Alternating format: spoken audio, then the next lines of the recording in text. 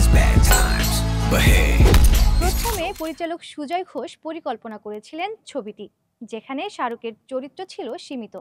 পরে সিদ্ধার্থ আনন্দ গল্প ও ভীষণ নতুনভাবে সাজালেন শাহরুখের সঙ্গে বসে।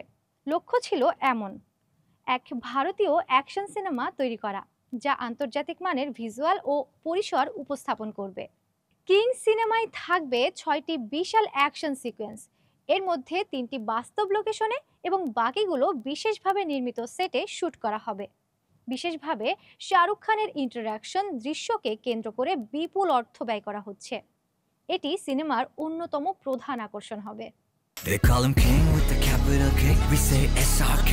I wanna break it away. প্রযোজক হিসেবে আছেন গৌরী খান, মমতা আনন্দ এবং শাহরুখ খান নিজে।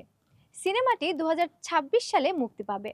ট্রেড বিশ্লেষকদের মতে কিং শাহরুখ খানের ক্যারিয়ারের অন্যতম বড় ও ব্যয় সাপেক্ষ প্রকল্প, যা মুক্তির পর ভারতীয় বক্স অফিসের নতুন রেকর্ড গড়ে দিতে পারে। আপনি কি মনে করেন, কিং শাহরুখ খানের ক্যারিয়ারের সবচেয়ে বড় হিট সিনেমা হবে?